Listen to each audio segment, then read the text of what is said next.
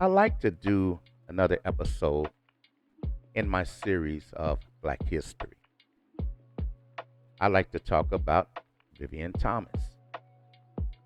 Vivien Thomas was born in New Iberia, Louisiana on August 29th, 1910. And let me first say that the mother was expecting a girl and had already picked out the name Vivien. But when the baby was born, it was a boy. She kept the name and named him Vivien. So now we have a boy with this name. All right. The family eventually moved to Tennessee. And now Vivien, ready to go to college, had enrolled to attend college at Tennessee A&I State in the field of medicine until a bank in Nashville, Tennessee had closed, and Vivien, along with the entire community, lost their life savings. Now, in need of a job, ends up working at Vanderbilt Medical School. He went there for a job as a janitor.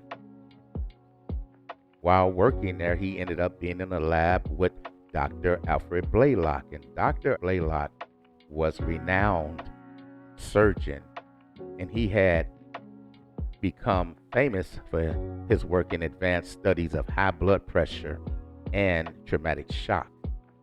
This was along the line of World War II, where a lot of soldiers were dealing with all of these issues, and Dr. Blaylock helped a lot of soldiers at this time, so he became pretty known in the medical community. This is when a lot of medical schools across the country was asking for Dr. Blaylock to join them. Dr. Blaylock, eventually took the job in Baltimore, Maryland, to take the lead chief of surgeon job at Johns Hopkins University Hospital. Now, he chose this job because they would allow him to take Vivien Thomas with him to work in his lab as his lab assistant. Other colleges would not. Vivien Thomas became very valuable to Dr. Blaylock, as Dr. Blaylock already found out that Vivien Thomas had medical knowledge, but also that Vivien Thomas had hands as a former carpenter, where he was making tools that would fit and greatly assist Dr. Blaylock to continue and advance his studies even further. Dr. Blaylock ended up meeting Dr. Helen Taussig, a cardiologist who was looking to find a cure for a condition in babies that was called tetralogy of Fallot, which is also known as blue baby syndrome. This was a condition where babies had a congenital heart condition, and the condition was basically known as cyanosis because of this coloring in the babies. And this meant that the babies were not getting enough oxygen to go through to their lungs. At this time, Vivien Thomas started making medical tools that would advance Dr. Blaylock's theories. He invented a heavy spring device that could apply varying levels of pressure. He invented a smaller needle for use on babies, especially in the areas of babies' hearts. And he also contributed in making a shunt that would be placed in the heart that would fit the size of a baby and grow along with them. Dr. Blaylock took on the challenge of helping Dr. Taussig cure the blue baby syndrome. Now, once Vivien Thomas created this shunt, this helped bring oxygenated blood flow that would redirect the systemic artery to the pulmonary artery and through to the lungs, changing the course of the blood. This had never been done before, but because of the skill that Vivien Thomas had, This greatly advanced the chances of a baby's survival. Vivien Thomas was not a medical doctor, meaning he could not perform surgery, but he could perform the experiments on the animals, and he showed Dr. Blaylock, along with other doctors, the procedures that he was using. This gave Dr. Blaylock the confidence that what Vivien was doing could be transposed to a human to successfully save these babies and kids. So in 1944 at Johns Hopkins Hospital University,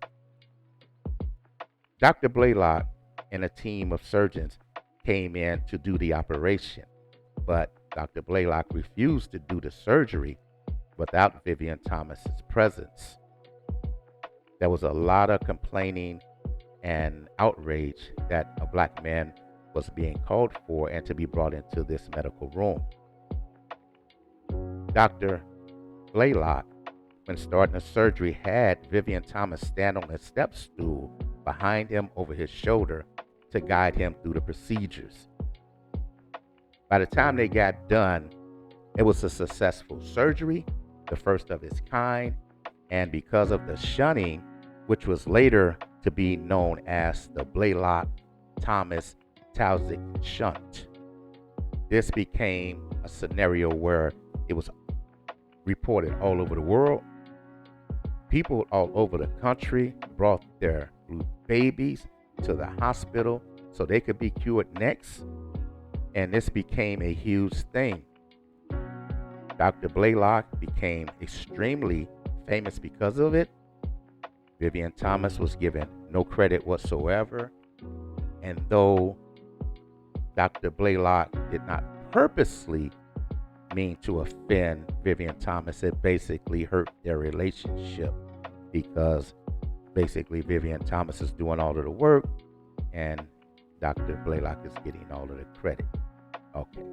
During Vivien Thomas's 4-decade career at Hopkins, he passed down his knowledge to a long line of surgeons and future surgeons, including black men as well.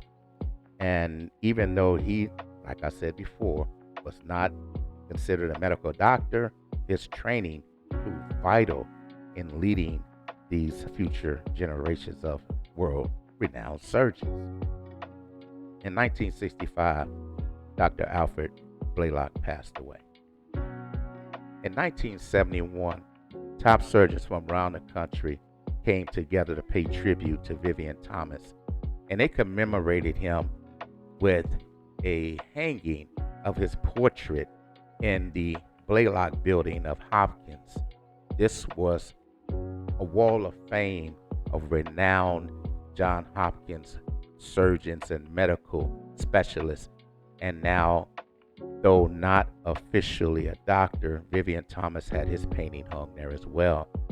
Dr. Rollins Hanlon, former president of the American College of Surgeons, called Thomas's impact on surgery enormous. It wasn't until 1976 that Johns Hopkins awarded Vivien Thomas with an honorary doctorate. And though he never became a doctor officially, his contributions changed medical history. And despite his lack of a formal education, Vivien Thomas served as supervisor of surgical laboratories at Johns Hopkins for over 35 years. Quite amazing. Very amazing. Vivien Thomas died in Baltimore on November 26, 1985.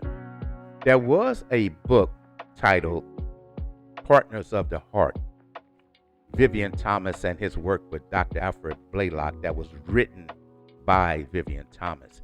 And it inspired a movie that came out in 2004. That movie was called Something the Lord Made. And that movie starred Alan Rickman as Dr.